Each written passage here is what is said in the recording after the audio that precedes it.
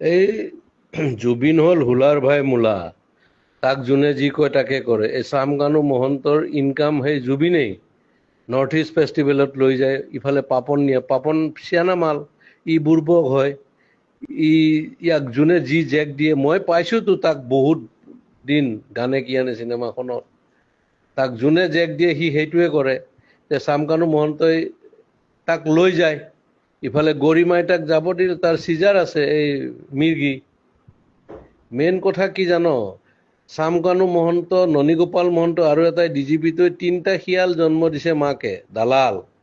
এই গোটেই হিমন্তই বেক কৰাৰ কাৰণে সিহঁতে ইমান দূৰ যাব পাৰিছে। আৰু কেতিয়াবা কংগ্ৰেছৰ পৰাই পইচা খাই আছিল সিহঁতে, বিৰাট বদমাছৰ হাড্ডি হয়, তাৰ প্ৰপাৰ্টি চালে তই মৰি যাবি।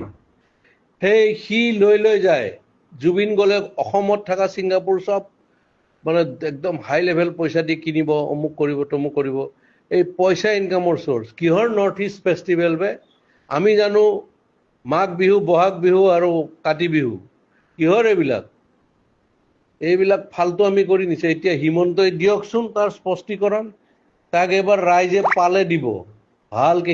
সি কালি ডেড বডিৰ লগত আহিব নোৱাৰে, তাক দেখা পালে মাৰিব, তই চাবি না। আৰু আজি কিমান ডেকা ল'ৰাবিলাক, আজি চাবি তই, কালি ৰাতিপুৱা গম পাবি, বহুত চুইচাইড কৰিব, ইমান হাৰ্ট ৰক। আৰে অসমৰ 3.5 কোটি মানুহ, 2 কোটিয়ে তাক ভাল পায়, সি নিজৰ কাৰণে নহয়, বেলেগৰ কাৰণে।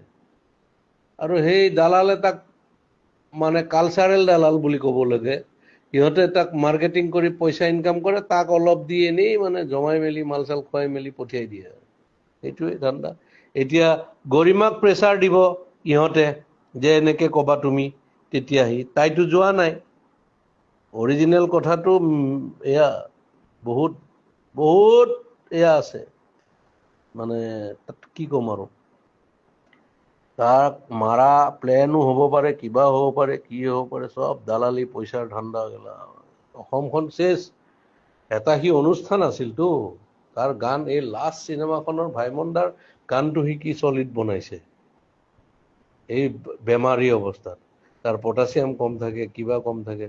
এই নেম কেয়াৰৰ ডক্টৰজনে কৈছেতো এনেকুৱা এনেকুৱা কথা, পানীত যাব নালাগে, তাৰ এয়া আছে, এই চিজাৰ আছে, এইবিলাক মানে কি কবি আৰু। ই চামকানু মহন্তই চেচ কৰি দিছে গোটেই অসম, আধা লুটিছে সিহঁত। ইফালে হিমন্তই লুটা বুলি কয় নহয়, হিমন্তই এনেকুৱা চান্স যে ডিজিপিটো কিনি আছে চোৰটো এটা, সি খালে পেটলাটো, আৰু মাজতো ননীগোপাল মহন্ত সেইটো কি বনাই দিছে। আৰু এইটো ই প্ৰথমতে জিঅ' টিউব দি পেলাই মাৰিলে, কোটি কোটি টকা, সেই তেতিয়াৰ দিনতে। এয়া হ'ল, এয়া কি কবি আৰু, অসমীয়া মানুহৰ দুৰ্ভাগ্য। আজি বহুত বেয়া লাগিছে, মানে তাৰ গান শুনিয়ে 90 দশকৰ বিলাক ল'ৰা ছোৱালী ডাঙৰ হ'ল। আমিতো বাৰু চবৰে শুনিছোঁ, কিন্তু তাৰ গান শুনিয়েই মোৰ ল'ৰা চব ডাঙৰ হ'ল। আনকি আমাৰ ছাইডত মিস্ত্ৰীয়ে ৰং কৰি আছিল, সিদিনাখন মোবাইলত তাৰ গানেই বজাই আছিল। এই তেনেকুৱা কথা আৰু কি কৰিবি ক, এইটো দুৰ্ভাগ্য।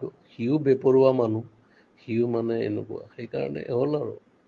এই মাইকেল জেকচন 50ত মৰিল, ই 52 মৰিল, কিশোৰ কুমাৰ 58ত মৰিছিল। এনেকুৱা আৰু উপায় নাই আৰু, মৃত্যুৱে যাক লৈ যায়, সেইটো। বাকী চব মানে কি কবি আৰু, কৈ লাভ নাই। মুঠৰ ওপৰত এই চামকানু মহন্ত বোলাটোক ৰাইজৰ মাজত এৰি দিব লাগে, কেলা কোবাই কোবাই মাৰিব লাগে। তাক 3টা মহন্তক মাৰিব লাগে সিহঁতক, এই 3টাই চেচ কৰি দিছে ভিতৰেদি।